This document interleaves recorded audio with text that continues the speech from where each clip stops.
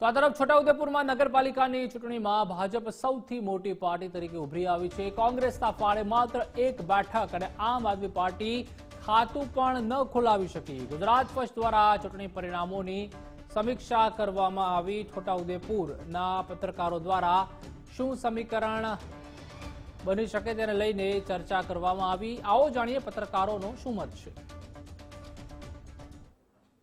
છોટાઉદેપુર નગરપાલિકામાં પ્રજાએ જનાદેશ આપ્યો છે। આજે જનાદેશ 28 બેઠકો માટે છોટાઉદેપુર નગરની જનતાએ પોતાનો ચુકાદો જે હતો તે ઈવીએમ મશીનમાં સીલ હતો તે આજે જાહેર થયો છે। જો કે કોઈ પણ પાર્ટીને સ્પષ્ટ બહુમતી આપી નથી। તો આપણે સીધા સંવાદ કરીશું ગુજરાત ફર્સ્ટ અહીં છોટાઉદેપુર નગરના જે વરિષ્ઠ પત્રકારો છે તેઓ સાથે સીધો સંવાદ કરીશું। રાજકીય પાર્ટી અને અપક્ષ દરેકે મહેનત કરી છે, પરંતુ જનતાએ જે ચુકાદો આપ્યો છે તેમાં હાલ ભાજપનું બોર્ડ બને તેવી શક્યતાઓ જણાઈ રહી છે। સૌથી મોટી ને મહત્વની વાત આ વખતે છોટાઉદેપુર નગરપાલિકામાં એ બની છે કે કોંગ્રેસને માત્ર એક જ બેઠક મળી છે, જ્યારે ભાજપને છેલ્લા 1996માં બેઠકો મળી હતી। ત્યારબાદ પહેલી વખત સૌથી વધુ 8 બેઠકો છોટાઉદેપુર નગરપાલિકામાં મળી છે। છોટાઉદેપુર નગરપાલિકાના જે જાતિ સમીકરણ છે તેને લઈને બીજેપીને જૂજ બેઠકો મળતી હતી, ત્યારે આ વખતે સૌથી વધુ બેઠકો મેળવીને સૌથી જે મોટી પાર્ટી આ નગરપાલિકામાં બીજેપી બની છે તેને લઈને એવું લાગે છે કે ભાજપ જ જે અપક્ષોનો ટેકો લઈને કાં તો બીજા કોઈ રાજકીય પક્ષના ટેકા સાથે તેઓ સત્તામાં બેસે તેવું દેખાઈ રહ્યું છે। બિલકુલ જેમ માજીદભાઈએ કહ્યું કે જાતિગત જે સમીકરણ છે તે છોટાઉદેપુરના અલગ છે।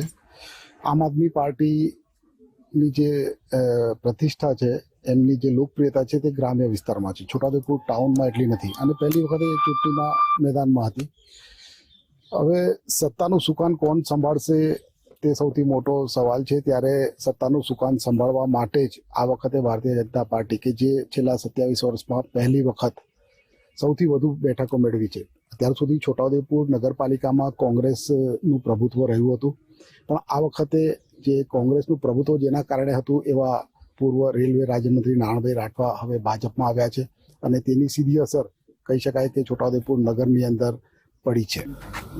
છોટાઉદેપુરમાં ગઈ વખતે બહુજન સમાજ પાર્ટીએ 9 સીટો મેળવીને સરકાર બનાવી હતી, પરંતુ તેઓ આગળના 2.5 વર્ષ તો સારી રીતે સત્તા સંભાળી શક્યા હતા, પરંતુ પાછળના 2.5 વર્ષ દરમિયાન ખૂબ જ ભારે ઉઠાપટક જોવા મળી હતી અને આ જ કારણ છે કે કદાચ પ્રજાએ એમને જાકારો આપ્યો હોય અને ભારતીય જનતા પાર્ટી માટે આ ચૂંટણી પ્રતિષ્ઠાનો જંગ સમાન હતી અને દરેક કાર્યકર્તાએ મહેનત કરી છે, એટલે આટલી બધી સીટો એ મેળવી શક્યા છે।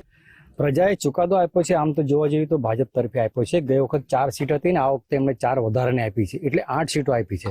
એટલે છોટાઉદેપુર નગરની પ્રજા તો એવું ઈચ્છી રહી છે કે છોટાઉદેપુર નગરમાં ભાજપનું શાસન આવે। જ્યારથી છોટાઉદેપુરની જે નગરપાલિકાની ચૂંટણી માટેનું જાહેરનામું પ્રસિદ્ધ થયું છે ત્યારથી ભાજપનો જીતવા માટેના તમામ પ્રયાસો કરવામાં આવી રહ્યા હતા અને ભાજપ દ્વારા એડી ચોટીનું જોર લગાવવામાં આવ્યું, તેમજ છોટાઉદેપુરમાં જે જિલ્લા પંચાયત, તાલુકા પંચાયત સમગ્ર ગુજરાતમાં અને કેન્દ્રમાં ભાજપની સરકાર હોવાથી જો ભાજપનું શાસન આવે તો તેનાથી છોટાઉદેપુરનો પણ વિકાસ થાય, એમાં કોઈ રોડા ના આવે। વાત કરીએ તો છોટાઉદેપુર નગરપાલિકાની તો નગરપાલિકામાં કોઈ સ્પષ્ટ બહુમતી મળી નથી, પરંતુ 4માંથી 8 બેઠકો ભાજપે મેળવી છે।